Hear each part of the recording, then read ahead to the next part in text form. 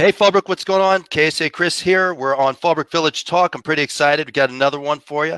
As you know, we're on a mission here to create an online show to tell the stories about Fallbrook through conversations with those that basically affect Fallbrook.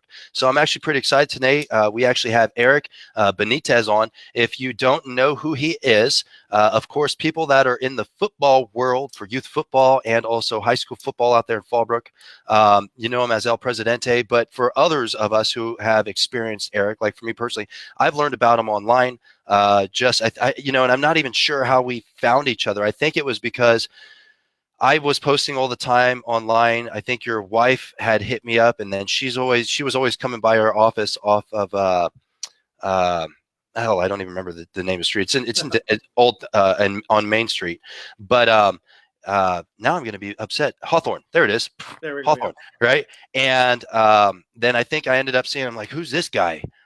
He has an amazing mustache, which I love, right? And on top of that, he's a retired Marine. So I think somehow we ended up just kind of connecting that way. But anyways, I'm sitting here already talking with you. I'm supposed to be talking to Fallbrook real quick.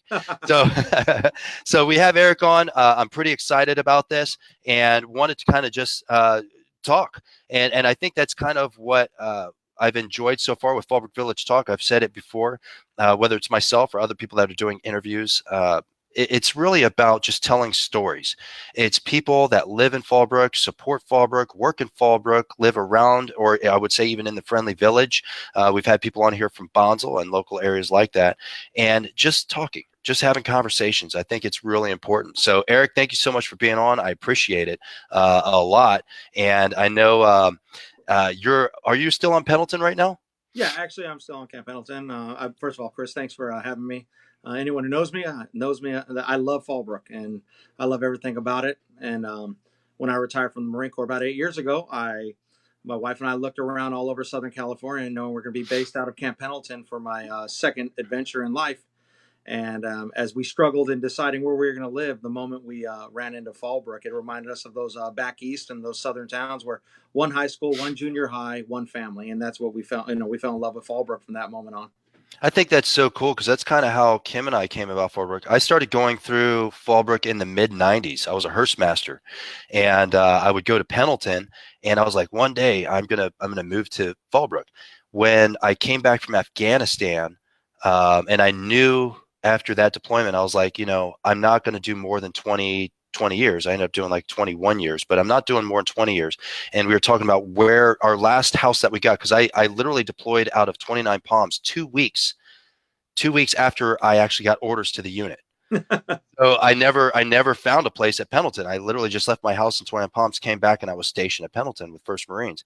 And I was like, let's move to Fallbrook because I think you hit it right on the head. It gives that feeling of those, whether it's you're from the South, you're from the Midwest or the East Coast, it's family, it's smaller. Everybody kind of knows everybody. And I know that's what we were looking for. And it's really cool to hear that from somebody else too, that went through the same experience. Well, as they say, it takes a village to raise a family, and I truly believe that. And I can't, my wife and I can't be everywhere at the time. So anyone knows if you see any of my kids acting up, I expect corrections on the spot, and I do the same thing for everyone else in Fallbrook, especially if you do cheerleading or football. They know I will stop you. That's awesome. So, that was actually one of my questions is kind of like, who are you in general? So you already kind of told us how you came to Fallbrook. And so I'm just kind of curious. So you got stationed at Pendleton. And how did you learn about Fallbrook? Because I know a lot of people that were stationed at Miramar or Pendleton, and they never ever made it to Fallbrook. They didn't even know it existed. Well, like you, I spent most of my time in 29 Palms. I'm a Marine. I'm a tanks guy, so living in the desert was our biggest experience. And then on the occasion that they did let us out of the desert to come down here to Camp Pendleton, I always shot through this little town of Fallbrook, and Yeah. as it was a good pass through to avoid the traffic coming in through the Naval Weapons Station gate. And that was my first experience to Fallbrook, as we came through this little town as a little piece of country. And Yeah. as like I said, as we were looking for homes, Fallbrook wasn't the first thing that popped in my mind because it was just kind of a cut through place. And then I was like, there is this little piece of country, a little piece of heaven, just off the backside of base, and introduced my wife to it. And from that moment on, as soon as we pulled into town, we knew that was going to be it. Yeah, But that's like you, cool. I did a little over 20 years, 20 and some change. Right, And I retired out of Quantico, Virginia, and then moved all the way back West Coast. My wife and I are both from Southern California. And we right. both knew that, we wanted to retire in SoCal, and the job happened to, present itself. So we dropped retirement papers and came on out. And, you know, uh, I've always said to myself, there's no way I'm ever leaving Fallbrook. I Right. don't even like to leave Fallbrook now. You know, I know when I was looking to retire, I think it was about a year out, and we were talking about where I wanted to move back to the South, and then I went and visited some family, and then realized, holy crap, the weather is awful.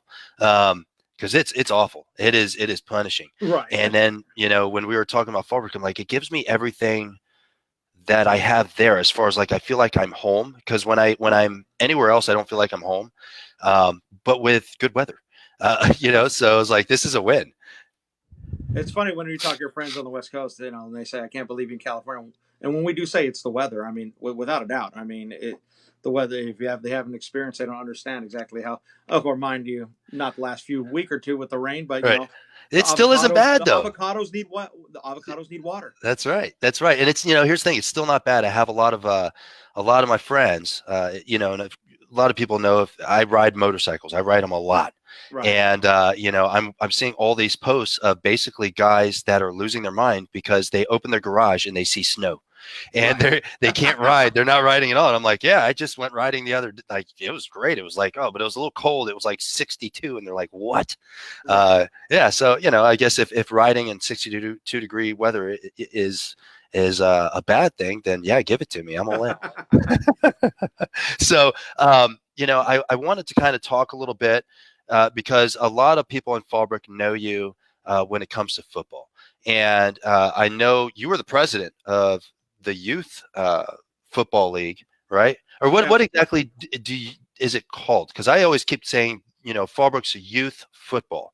Well, Um, there's many youth football organizations out there, but Fallbrook specifically belongs to Fallbrook Pop Warner. So we're part of the Pop Warner, which is the largest youth football program in the United States. In fact, it's the only youth football program that goes from coast to coast.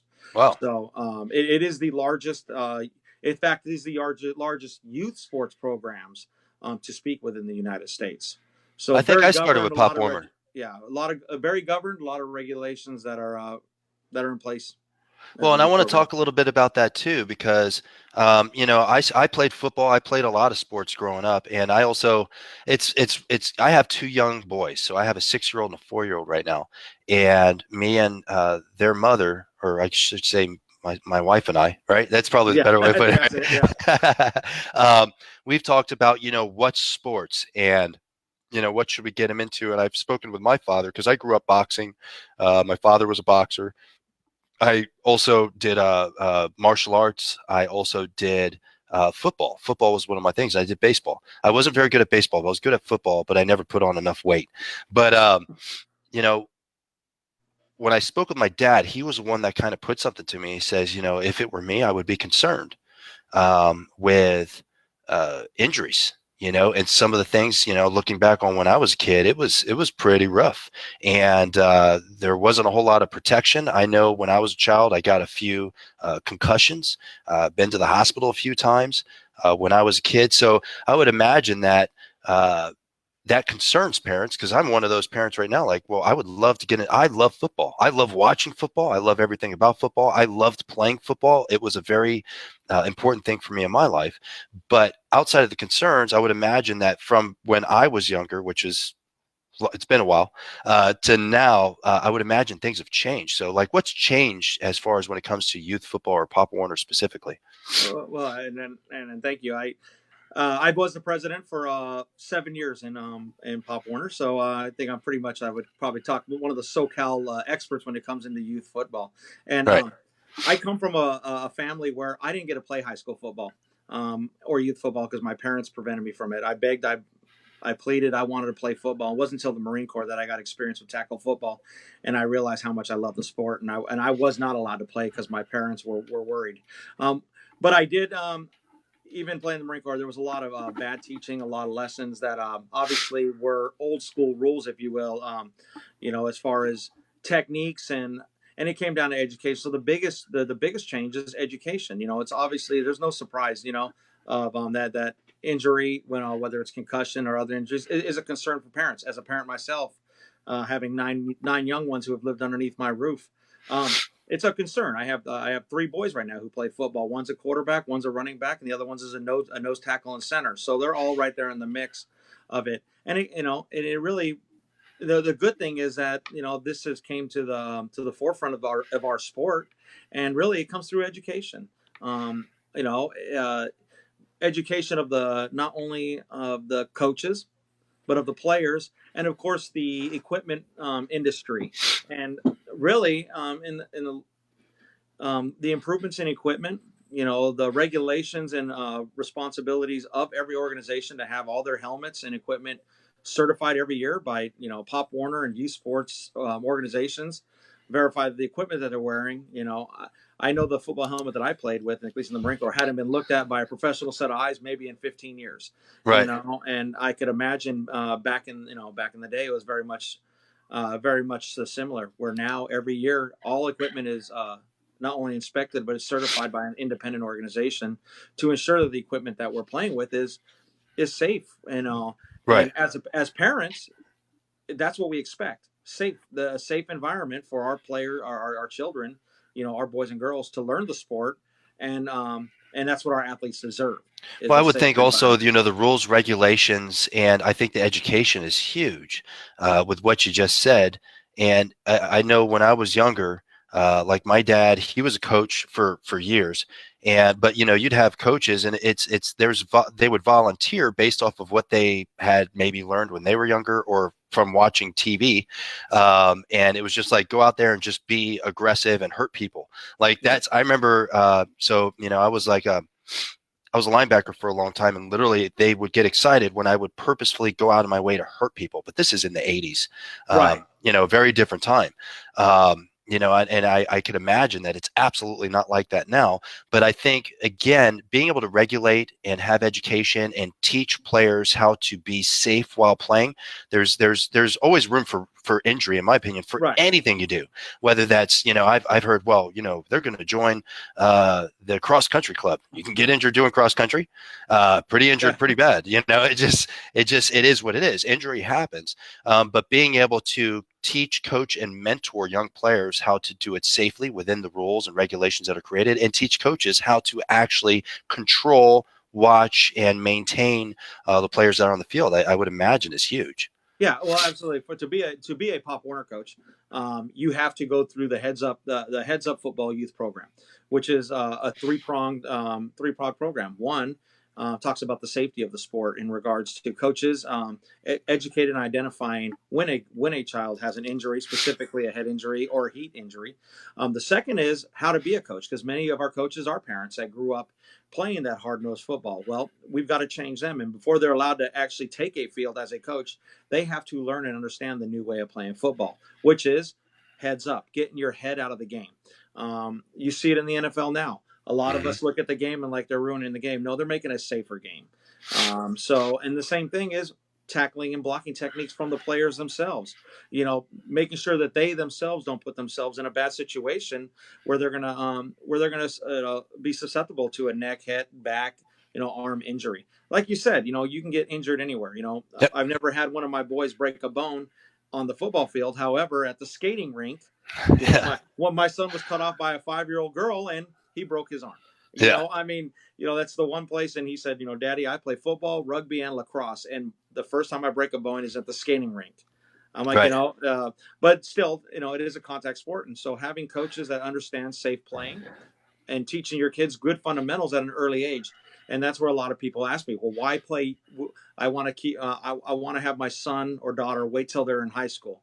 Well, I mean, football, tackling and blocking, there is muscle memory and fundamental. Tackling someone, keeping your head out of the game is very important. And understanding, not putting your head and neck in front of the runner or in front of putting it behind and I would think the utilizing the. fundamentals, not only that, but when you take a young child and you have a certain weight, you have a certain size, and you have a certain amount of aggression and a certain amount of momentum. If you put your child or young adult really in at high school, in my opinion. Now you're talking about not only going in without the fundamentals, but you're going in with stronger, Right. bigger, faster, more aggressive individuals that have been doing this for a very long time. It's almost like putting your young adult into a dangerous situation. If you want to talk about real danger, I would rather put them in when they're young than put them in when they're older. But Right. that's Well, just, that's my opinion.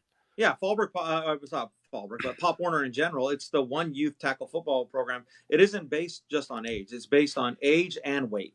So you are playing against and learning the game against other athletes similar to your size and age. And Mhm. so it's really not as much the size as the age difference. There's a big difference in a child who's been playing football, for 9 years and stepping up against someone who's brand new. So that youth football program really does allow that crawl, walk, run mentality as early as the age of 5. Fallbrook does, Pop Warner does have more than just tackle. We do have flag football for Oh, those that's ages cool.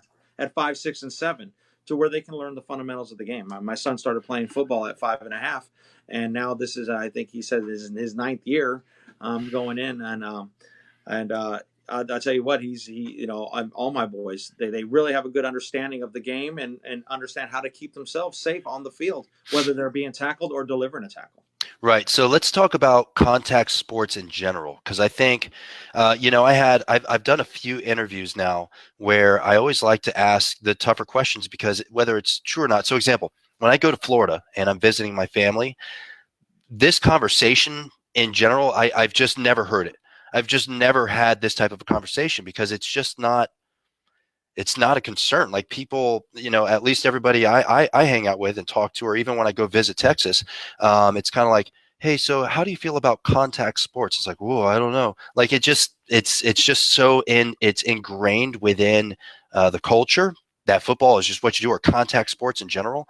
So I feel like on certain topics, I recently interviewed Morgan, who has a defense tactics business, and we talked about uh, handguns and gun laws and California in general. So in California, I find when you say contact sports in general, it starts getting people a little riled up.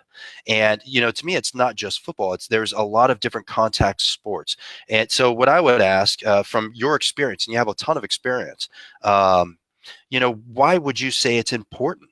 Or why would you say it's a benefit? I think that's a better word. Why is it a benefit to have a young, whether it's a child or a young adult, actually participate in contact sports? Well, it toughens them up. It really does makes them mentally and physically strong. And you're right. A lot of people today um, cater to a little more of the maybe the emotional side, which is always there. But life is not easy, and kids got to understand they're going to be hurt. Things are going to hurt, and you got to be able to get though your brother or sister is going to be there with a hand to help you up.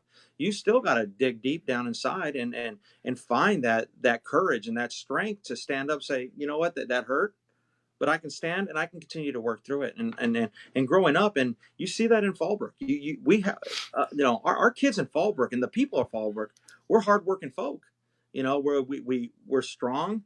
We're a very diverse village, but life doesn't come easy to anyone in Fallbrook. And when it's our high school boys taken to the field, whether it's rugby, lacrosse, we always understand we're going to be smaller sometimes. We may not be as fast, but you know what?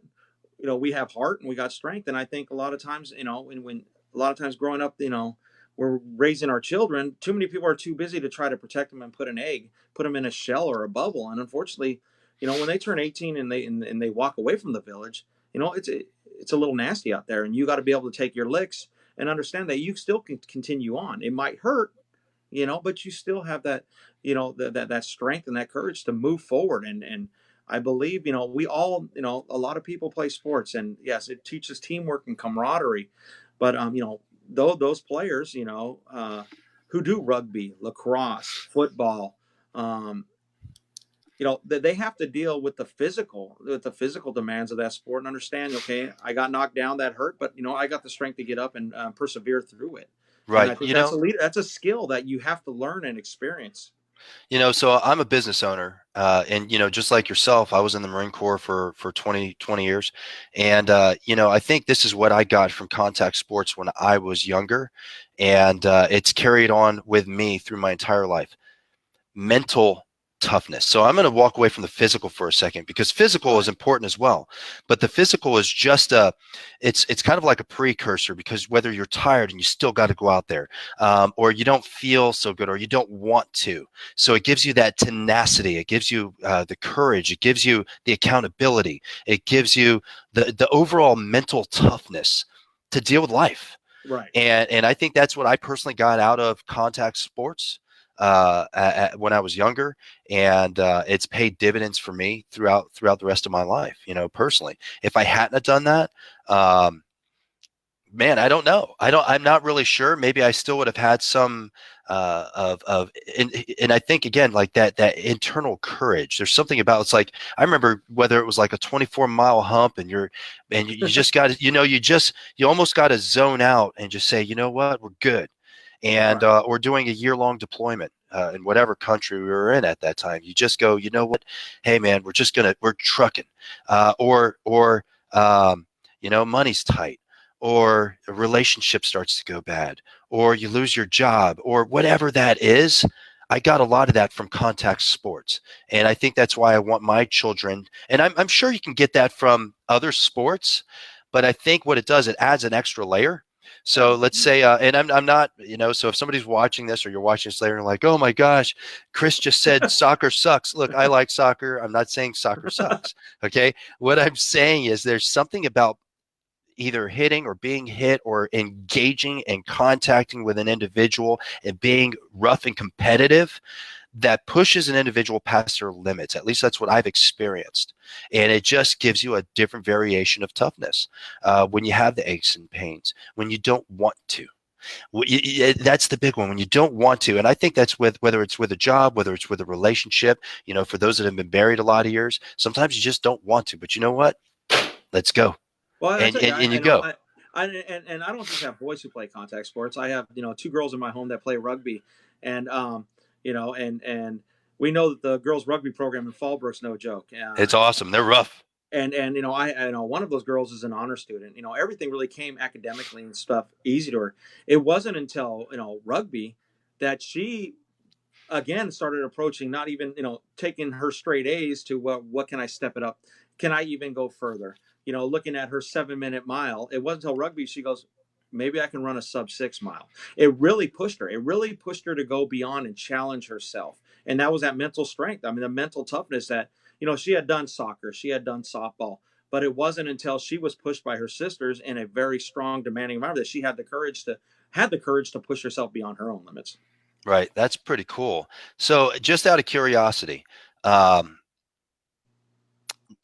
one of the things I remember growing up in the South, one of the things that I experienced is sometimes youth want to participate in sports, but they just can't.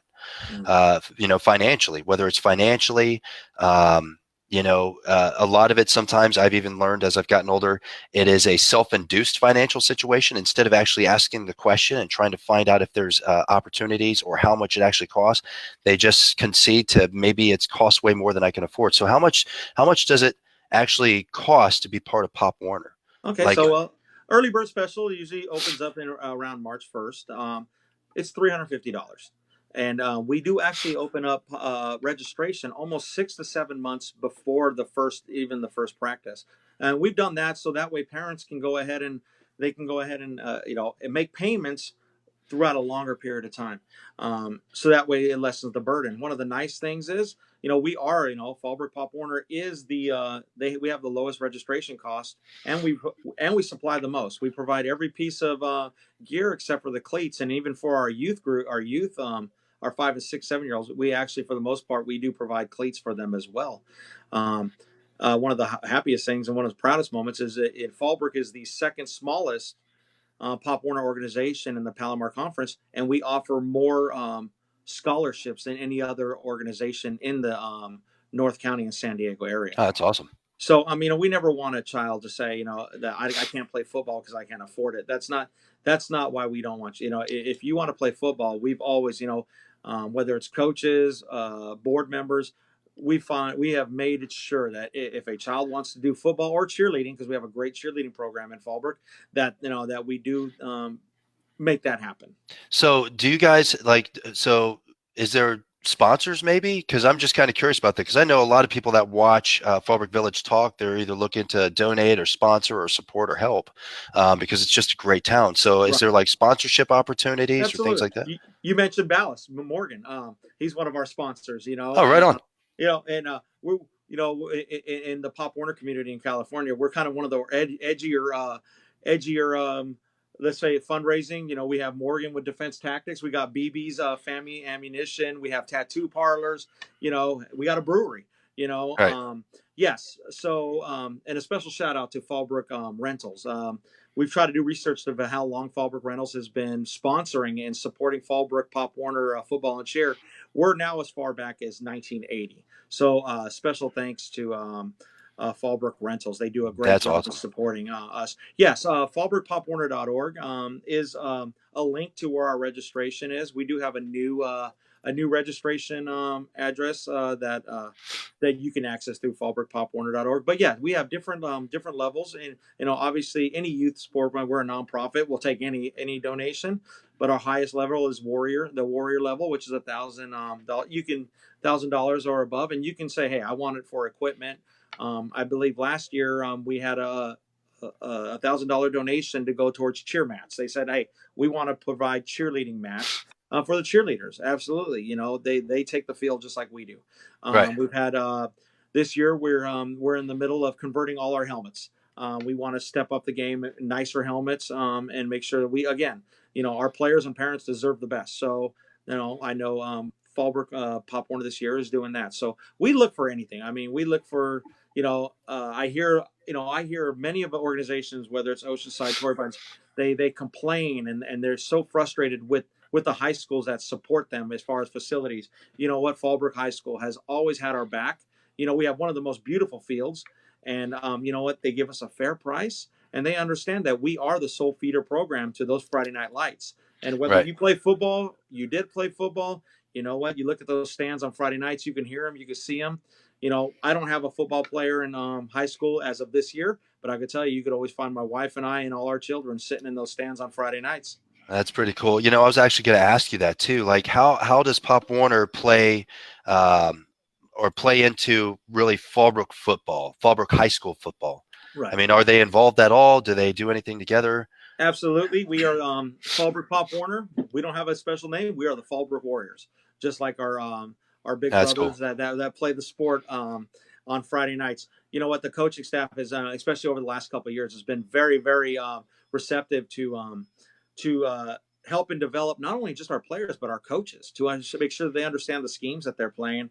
And every year we have a Fallbrook Pop Warner night, and where our young ones, they greet the players coming onto the field. And just last year, during CIF week, where the coaches can't interact with their own players, they actually held a basically a cost-free clinic for all our youth players. That's cool. And it was really neat to see how my son, on Friday Night Lights, when he came down there, not only was he pointing to the players that he knew growing up through the program, but he was actually calling out and waving to coaches. And so that really starts bringing that dedication. Nothing makes me more sad than watching a Fallbrook Warrior who's played 7 years on the Pop Warner Warrior field, watching him don a different uniform. I Yeah, want our players to play for Fallbrook. If I was to tell my son that you're gonna go play for Temecula or something, I'll tell you what, that would be one heck of a fight, because he says, he is a Fallbrook Warrior until he goes on to college, and that's that's what cool. we want. We have some great athletes, and we have some great fans that support them on Friday nights. We just need to bring it together. And then our oldest division, the junior the junior varsity division, they won the championship last year. We have some good football players coming into the high school, and I hope that we can continue to build upon their successes that they've had here in with Fallbrook Pop Warner. Good stuff. That's exciting. So, I was sitting here, I was looking at what time it was. We've already been on for 30 minutes, and I usually try to keep these to like 15 to 20 minutes. Okay. And I told you earlier, I was like, if we start vibing, we're just going to like keep rolling. Hey. So yeah. And I really appreciate you taking the time to talk with me, because Here I am. So two parts, just for me, Okay. just doing the interview. I've been kind of wrestling around with this in my head as far as I have two young sons and I want to get them involved in something. I know I'm starting my oldest in martial arts this year. And that's going to be, I tried last year. He was just not about it. My youngest wanted to, but he was too young for what I Right. want him to study. And that's, just my opinions. That's a different thing. But, I would like to get him into a sport, ideally something I can watch, because I want to participate. But there's some sports, I'll be honest with you, folks. I know a few of you. I know there's a lot of sports that you really like. I watch it and I am lost. It is. I don't like golf. I don't understand it. I don't want to understand it. It's just not my thing. And I'm sure if my son one day came to me and says, "Dad, I want to be a golfer," and I would be fantastic.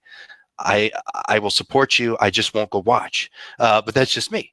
Right. But football, I can go watch football, and so I'm going to make my wife actually watch this too. Hi, Kim. And I think it's a conversation that I want to have with her after speaking with you. But I think the second one is I would like to make a commitment. I'll go ahead and say it now live while we're actually on. Kim and I will donate $1,000 this year. So just let me Woo! know when we get off. Yeah, let me know. I'm going to pen it in right now. Let me know process when and how that all works. I know we wrestled with it a little bit last year on if we were or weren't. And again, coming right back to this is why I was excited about this interview because I really wanted to hear from you, your mouth. I like that. I think it's the real deal as opposed to trying to make assumptions on something I don't know. It's not what I specialize in. So Kim and I are going to, hey, it's live now and it's going to be on forever. Outstanding. So we will commit $1,000 this year as well. We'll match Fallbrook Rentals, which I love. It's a great business. Oh. I really, really love what they do. So, and then the last one, since we're running, hey, by the way, I just gave up $1,000. She just walked in. Next, we Yeah, want your son. Next, we want the son. yeah. We'll take your So money, but we want your they boys said too. they'll take the money, but they want our sons to play football. So we'll talk about this later. Yeah. So she's. So the last one I want to mention, and I know for me personally, I would not be who I am or where I am without my wife. And I'm sure you may, you feel the same way. I have seen your wife for so long. She's always running around town taking photos, and she's just always on it, always working. I see her in just big old smiles, and she usually has some clients out there. So I just want to talk about it. I see her all the time around town. And I personally love it. So what is she up to these days? Well, What's she doing? well, we had a very successful photography business, and yeah, she is a beautiful, amazing woman. She's held the house down with upwards to 9 children in our home, and just recently, she has just jumped into an amazing adventure. Her dream was always to be a model and talent agent. So as of January, we've due to SAG rules and regulations for managing talent, we had to step back from the photography, and we've opened or she's opened. I'm just there for moral support. District talent and modeling, and That's cool. it's her dream. It's always been her dream. She was a model. Growing up, and she always wanted to. She wanted to represent children to make sure that they're introduced to a let's face it, a market that can at times take advantage of parents and children, and those children who have talents and have aspirations to be on the big screen or be a model. Someone like my wife, who has mothered 9 children, understands, to include our own children, we've who have been in the business and been in the industry, and God bless her that she had the courage, and had the strength to chase after her dream, and I'm so That's proud really of her. cool. And that's tough. I mean, I remember when we were looking at what we wanted to do. So my wife had a very well-paying job in the DoD with General Dynamics, and I was coming out of my career, and I got offered a job as well that was well-paying. And for both of us to say, you know what, we both love doing what we do, which is real estate, and then chasing our own dream. And it's tough. It is It tough. takes a lot of emotional maturity and courage. It takes a lot of just ups and downs. As far as for me, it was very spiritual and emotional ups and downs. Like, oh, okay, yeah, let's do it. Oh my gosh, should we be doing this? And I commend her. And I, wa- actually, I've watched your. I think we both came to Fallbrook right around about 9 years ago, and I've yeah, watched your guys' company. I went from a couple signs to where to seeing you guys everywhere, and look where you're at today. So congratulations both to you and thanks. Kim I on appreciate it. the I mean, successes you've had. we've stretched so far. I mean, we have like $8 or $9 million listing all the way in Borrego Springs, all the way down to San Diego. And Wow. it all started in Fallbrook. I mean, it was just right there in Fallbrook. I remember when we first started, I was still active duty in the Marine Corps. And at the time, the people we were working with were like, well, you guys, yeah, you might. Yeah. And it was awful because everybody around us is like, well, there's so many agents. And what if it doesn't work? And I think that's probably the hardest part when you want to do something and you want to chase your dream. There's the friends and family around you. It's very rare when they will support you the right way. They think they're supporting you the right way by trying to keep you safe. Right. But sometimes when somebody wants to chase their dreams, it's like, you know what? Burn it all down. Let's go. And you just got to run after it. And I'm good on her. And actually, I think it'd be really cool to have her on Oh, she's and an get her on amazing Fallbrook woman. Village to talk about it. And Yeah. her story's great. Her story's great. I know she was just at the junior high speaking to our young. Talk them now. Chase your dreams. Don't be afraid to jump. And she was just doing that last week down at Potter Junior High. So I I know think we should do that she would more love to often. do it. The only Absolutely. time, so when I was growing up, the only time I heard follow your dreams was really from somebody that was crazy rich and was a famous actor or something, and to me, that's always so hollow, as opposed to literally somebody that has just done it. Your regular person that literally just went out and followed their dreams and chased it. They had failures, they had successes, and they just did it. And I wish that was talked about more in our schools. I wish it was talked about more, especially in the Marine Corps. I remember when I was Right. doing TAMP, and it's like, well, you have to fill out the resume. I'm like, I refuse to. I got in a lot of trouble, and I was a staff NCO, and they're like, hey, you guns, you got to do it. I'm like, I'm not gonna. I do not want a safety net. I do not want a safety net. I do not want an option. I'm either going to succeed or we're going to live in our car. Like Right. I was all in. I was all in when I decided to do this with Kim, my wife. And I think that's just kind of what you got to have. You have to be obsessed with the idea of just going after it because it's what you want to do in your heart. And that's so cool that she did it. Yeah. Right on. So I'm what's so that? proud of her. I'm so proud of her. It took a lot of courage and a lot of courage, a lot of sacrifice, and the kids, me, we all know, but she's happy, and if she's half as successful as she was with her photography business, wow, stand by. Yeah, that's going to be great. So I'll make sure that we reach out and get her on as well. I'd love to Absolutely. hear her story, either myself or Kim. Kim's behind me, and I know Right. she's going to be interviewing quite a few people coming up too. So between the two of us, we'll sort it out. I'd love to hear the story. Awesome. So with that said, I feel like we could like sit here and easily talk for like a Right. full hour. We're almost there. We're almost at like 45 minutes. Nice. So, but I'm gonna cut off. If anybody Right. wants to reach out to you, easiest way for them to find you. If they have any other questions You'll about. always find me on the youth football, fallbrookpopwarner.org. Rolando Uristi has stepped up and taken the reins, but I'll be right there at his side. So definitely there, or you'll find me around town. Cool. What about now? If somebody wants to find, you already told them the website. Is there like a Facebook page? Because we're doing this Facebook Live, and I'm going to be putting this on YouTube as Okay. well. So, is there a Facebook page for Pop Warner as Yes, well? there is. Fallbrook Pop Warner. That's exactly the Oh, name of it. Fallbrook Pop perfect. Warner.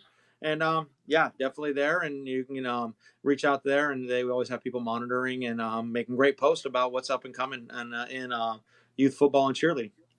Right on. Erik, thank you so much, man. I appreciate having you on. All right. To everybody that's watching right now out in Fallbrook, whether you're watching this live, whether you're going to watch it later, because usually live we'll get it maybe 400 or 500 views tops. But after that, we've been averaging about 2,000 to 3,000 views per video. And this is we're literally putting this just locally in Fallbrook, which is really cool.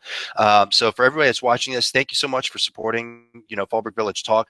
This literally was just an idea and a dream. It's our way. We wanted to try to give back. We wanted to try to create more community by just telling stories from people in the community. So please just keep watching. If you haven't gotten a chance to, go check out the Facebook page, Fallbrook Village Talk. Just type it in, and you'll find the. Sorry, I'm like We got a little bit of gas there, but please go check out the Facebook page. We just stood up the YouTube channel as well.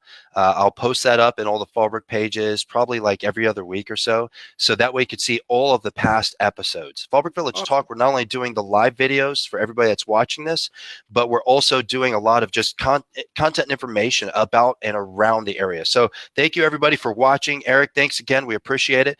And that's all we got today. We'll talk to you all later. Go Warriors. All right. Have a good one.